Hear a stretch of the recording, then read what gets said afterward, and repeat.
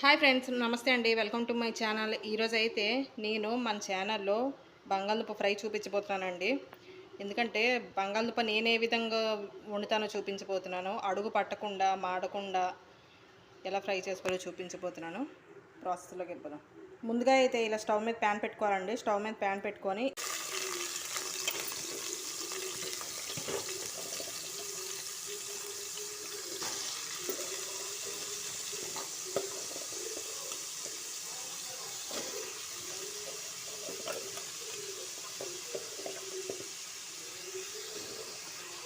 ఇలా ఈ విధంగా చేస్తే మనకు అడుగు మాడదండి.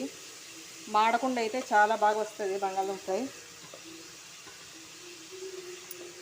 ఇది చాలా సింపుల్ రెసిపీ అండి. సో ఇలా వేసుకున్నాం కదా, వేసుకున్న తర్వాత ఒకసారి బాగా నూనెలో అంత కలిసేలా ఇలాగైతే కలుపుకోవాలి మనము ఆ ముక్కల్ని. సో ఇలా కలుపుకున్న తర్వాత మూత పెట్టాలి. మూత పెట్టి ఆగనివ్వాలి. సో చూడండి ఫ్రెండ్స్, ఇలా మూత తీసేది ఒకసారి కలుపుకోవాలి.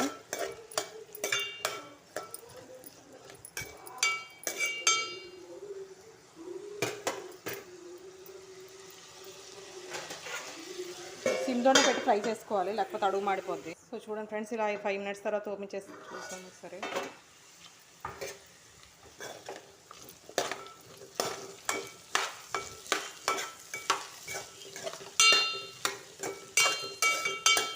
ఓకే అండి, ముక్కలు అయితే తేగడం స్టార్ట్ అయ్యాయి కదా. ఇప్పుడు ఇందులో కొంచెం బాగా కలుపుకోవాలి, అది బాగా కలిసినట్టు.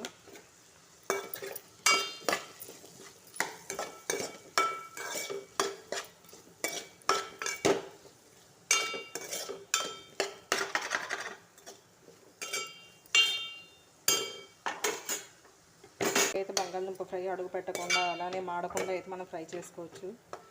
సో ఇప్పుడు దీనికి తాలింపు పెట్టుకోవాలండి. ఎలా పెట్టుకోవాలో చూద్దాము.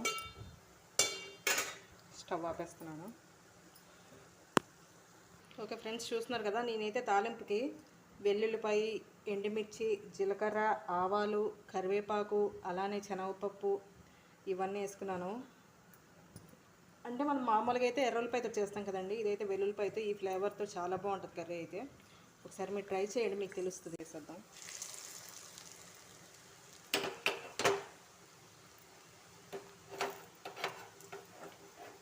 ఒకసారి కొత్తగా ఈ ప్రాసెస్లో ట్రై చేయండి. కర్రీ ఎలా ఉంటుందో టేస్ట్ మీకే తెలుస్తుంది, చెప్పవసరం లేదు. ఎక్సలెంట్గా ఉంటుంది, మామూలుగా ఉండదు. ట్రై చేస్తేనే కదండి తెలుస్తుంది ఎలా ఉంటుందో. సో ఒకసారి ట్రై చేయండి ఫ్రెండ్స్. అలానే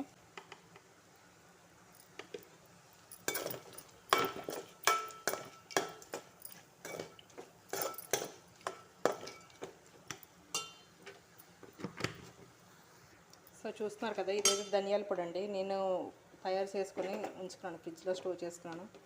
సో ధనియాల పొడి 1/2 స్పూన్ వేసుకోవాలి. నేను జీలకర్ర పొడి అండి,